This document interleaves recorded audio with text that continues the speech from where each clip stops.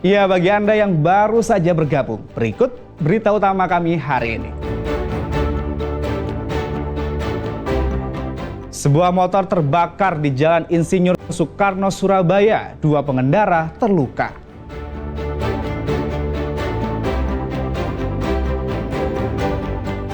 Sebanyak 81 pelaku penyalahgunaan narkoba dibekuk Satres Narkoba Polres Sidoarjo.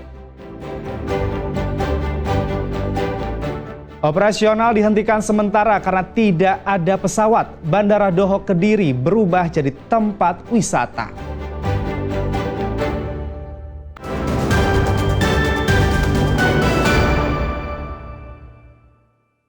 Diduga akibat korsleting pada sistem kelistrikan, sebuah motor metik terbakar di Jalan Insinyur Soekarno, Surabaya.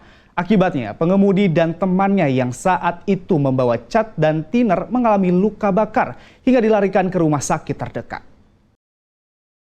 Peristiwa ini terjadi di Jalan Raya Insinyur Soekarno, Surabaya, Senin pagi. Motor metik yang melintas di jalan nasional itu tiba-tiba memercikan api dan terbakar. Besarnya kobaran api seketika menyebabkan motor milik warga Gunung Sari, Surabaya itu ludes terbakar.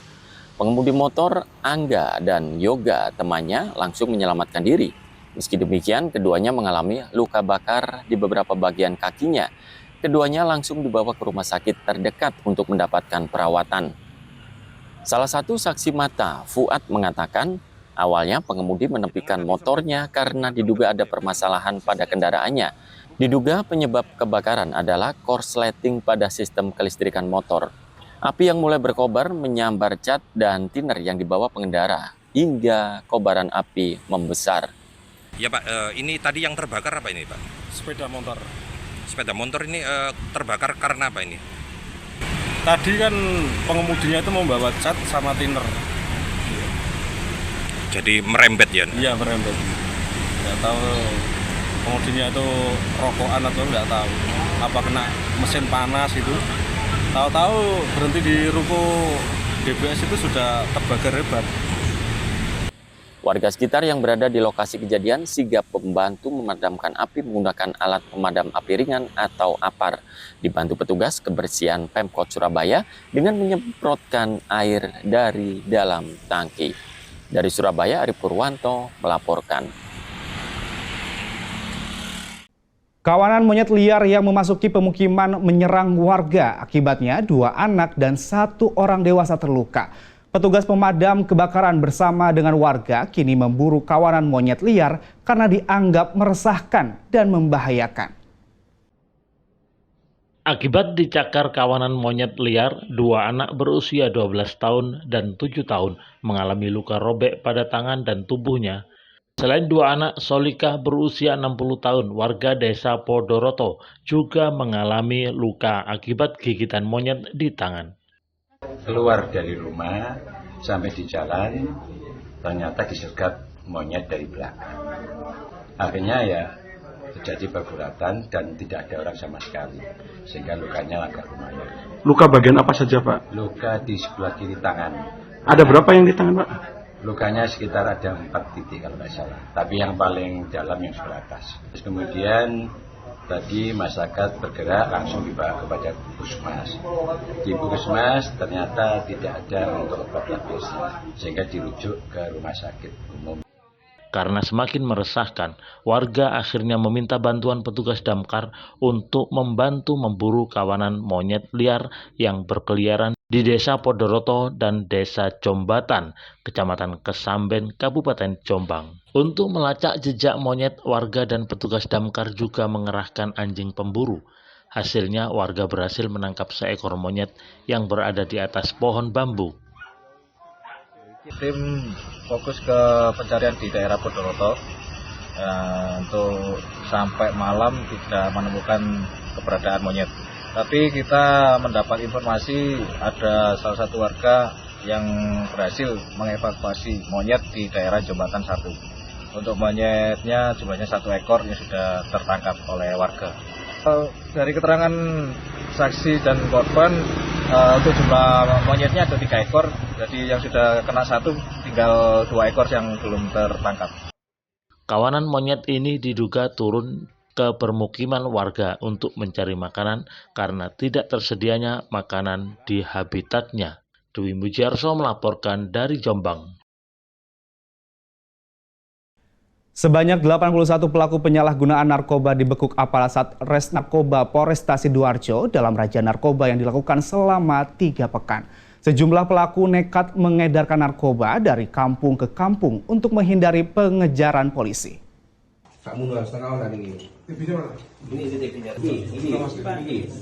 Masih maraknya peredaran narkoba, khususnya sabu-sabu di wilayah perkampungan pinggiran kota Sidoarjo, ditindaklanjuti dengan razia narkoba oleh Satreskoba Polresta Sidoarjo.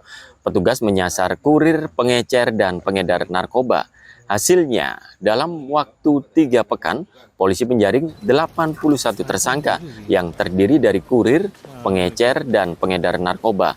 Ironisnya, dari 81 pelaku yang ditangkap itu, beberapa di antaranya adalah residivis kasus yang sama dan baru keluar dari lembaga pemasyarakatan. Tidak hanya pelaku yang masuk dalam daftar buruan jaringan pengedar narkoba antar kota, sejumlah pengecer barang haram yang biasa menjual sabu-sabu antar kampung juga ditangkap. Meski barang bukti yang disita hanya sekitar 150 gram sabu-sabu, namun melalui razia narkoba di wilayah pinggiran kota itu, petugas mengklaim bisa menekan angka peredaran narkoba yang meresahkan masyarakat di pedesaan. Hari ini kami dari Satlantas Polresta Sidoarjo akan melaksanakan rilis terkait dengan hasil ungkap kasus tindak pidana narkoba dalam rangka pemberantasan peredaran dan penyalahgunaan narkoba periode tanggal 25 Mei sampai dengan 17 Juli 2025. Dapat kami jelaskan bahwa jumlah kasus yang telah kami ungkap yaitu ada 59 kasus. Lalu untuk jumlah tersangka ada 81 tersangka terdiri dari 77 laki-laki dan 4 perempuan. Lalu untuk jumlah barang bukti secara keseluruhan, barang bukti narkotika berupa sabu-sabu sebanyak 110,58 gram. Untuk kepentingan pemeriksaan lebih lanjut, saat ini puluhan pengedar dan kurir narkoba itu ditahan di sel tahanan Polresta Sidoarjo. Jainul Fajar melaporkan dari Sidoarjo.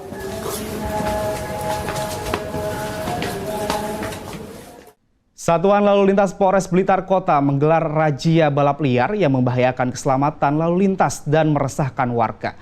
Dalam razia kali ini sebanyak 50 lebih motor para pembalap liar disita polisi. Razia balap liar di Jalan Soekarno ini digelar oleh anggota Satuan Lalu Lintas Polres Blitar Kota. Hasilnya petugas menyita 50 motor milik para remaja yang akan digunakan untuk balap liar. Balap liar di kawasan ini meresahkan masyarakat. Pasalnya selain membahayakan keselamatan para pengguna jalan raya, knalpot bersuara keras yang digunakan juga mengganggu ketertiban umum. Bahkan ajang balap liar ini juga kerap jadi arena perjudian dan tawuran para remaja. Sebagai efek jera, polisi memberikan sanksi berupa tilang atas pelanggaran yang dilakukan. Motor para pembalap yang terjaring razia disita ke Mapolres Blitar. Selanjutnya motor baru boleh diambil dengan syarat harus melengkapi dokumen seperti STNK asli, memasang perlengkapan berkendara, spion, dan mengganti knalpot sesuai standar. Semuanya rata-rata menggunakan knalpot brong dan juga tidak menggunakan helm. Dan mungkin ada himbauan untuk mereka yang masih menggunakan knalpot brong. Jadi himbauan saya untuk kedepannya janganlah menggunakan knalpot brong karena mengganggu kebisingan masyarakat yang diliwati. Tindak lanjutnya nanti seperti apa, Dan? Tindak lanjutnya kita lakukan penindakan sesuai dengan pasal 85. Nah, selanjutnya nantinya setelah putusan, kalau masih anak-anak, orang tuanya kita panggil.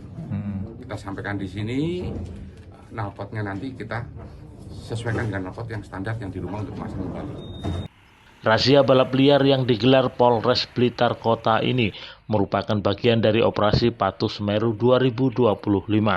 Razia balap liar ini diharapkan dapat menekan pelanggaran lalu lintas pengendara ugal-ugalan yang membahayakan diri sendiri maupun pengguna jalan raya. Nur Ramadan melaporkan dari Blitar. Akibat operasional Bandara Doho Kediri, Jawa Timur dihentikan sementara karena tidak adanya pesawat, bandara kini diubah jadi tempat wisata. Wisatawan yang datang bisa menikmati arsitektur megah dan latar pegunungan yang mempesona serta replika candi dan permainan dinosaurus.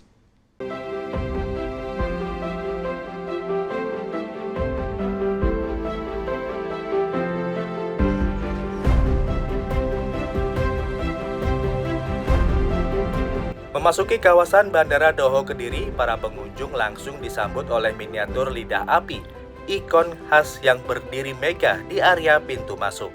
Tak hanya itu, bangunan utama bandara yang bergaya modern juga kontras dengan panorama pegunungan di sekelilingnya, sehingga menciptakan lanskap yang memanjakan mata.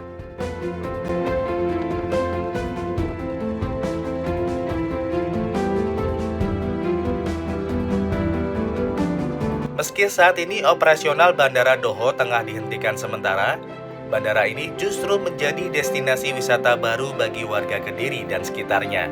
Banyak yang datang bersama keluarga untuk berkeliling dan bersuah foto.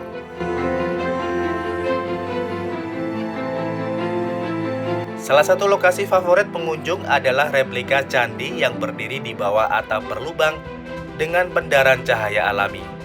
Elemen budaya ini seakan menyatukan kemegahan arsitektur masa kini dengan kekayaan sejarah masa lalu.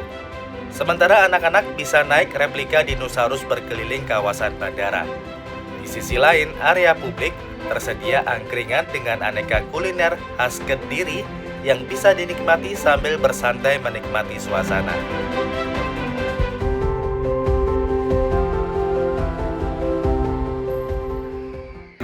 Biasanya kalau bandara itu kan cuma buat orang bepergian ataupun orang yang mau berkunjung ke suatu daerah. Tapi di sini itu bisa untuk menikmati keliling bandara sambil naik dinosaurus. Kemudian juga bisa hanya sekedar berkuliner di sini, kuliner khas Kediri, khas kuliner masyarakat lah, kuliner rakyat lah di sini. Soalnya di alamnya sini kan cukup lumayan asri kan gitu, di dekat pegunungan. Sampai ini ada bentuknya untuk anak-anak. Kalau secara umum mungkin artistik bangunan atau bagaimana? Kalau bangunnya juga lumayan bagus ya, Pak. Luas juga, jadi yang enak untuk bermain juga. Sering kesini Pak? Sudah beberapa kali ya. Anak-anak gimana Pak responnya kalau kesini? Ya senang ya. Senang Pak ya? Senang juga. Iya.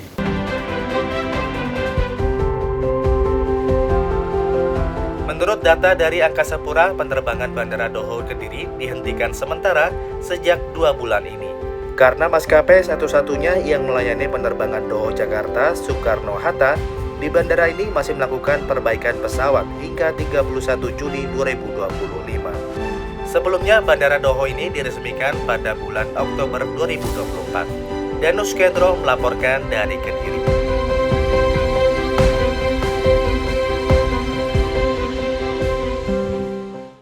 Berbagai jenis layang-layang modern dan tradisional ditampilkan dalam festival layang-layang di Pantai Delodo, Tulungagung. Selain menjadi ajang kreativitas para pehobi layangan ini, festival ini juga menarik ratusan wisatawan.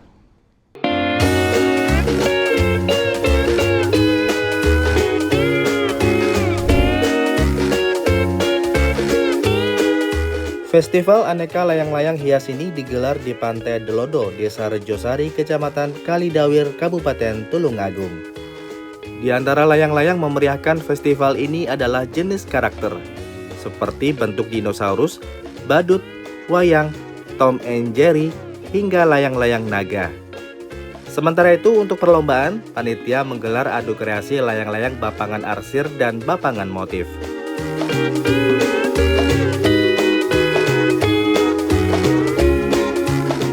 Dengan teliti, para peserta mampu menciptakan gambar menarik dengan berbagai tema, mulai dari keberagaman agama, pagelaran wayang, hingga tema mitologi di pantai selatan Jawa, yakni Nyi Roro Kidul. Salah seorang peserta mengaku untuk membuat satu karya layang-layang bapangan membutuhkan waktu minimal 1 minggu. Salah satu bagian tersulit adalah proses mendesain potongan plastik menjadi gambar yang bercerita.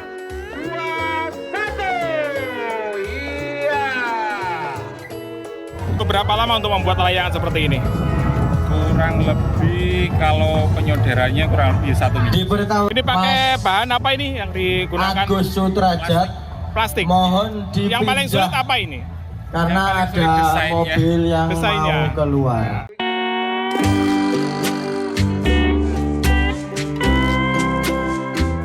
Pada lomba ini antusiasme para peserta cukup tinggi. Selain dari pehobi layang-layang Tulungagung, peserta juga banyak yang berasal dari berbagai kota lain di Jawa Timur hingga Yogyakarta.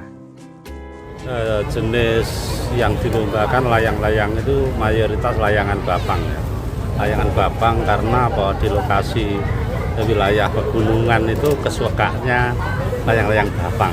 Kalau pesertanya dari mana saja ini? Pesertanya ini tadi ada dari Surabaya, ada dari Jogja, dan ada lagi Kediri, ada lagi Probolinggo.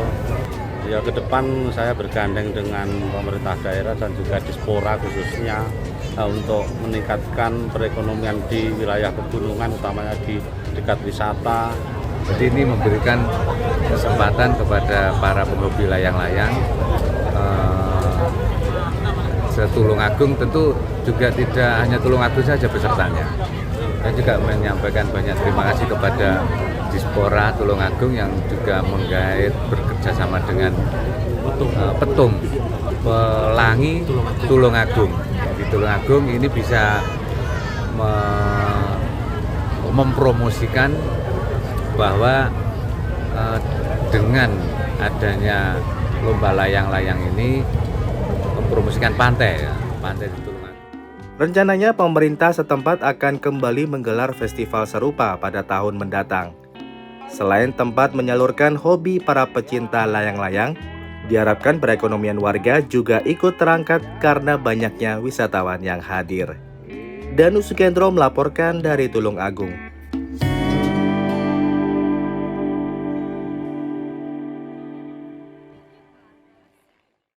Iya, informasi tadi mengakhiri jumpa kita di Berita Jawa Timur. Jangan lupa pastikan Anda subscribe channel YouTube Liputan 6 SCTV Daerah. Saya Giko Nesandi pamit, selamat beraktivitas dan sampai jumpa.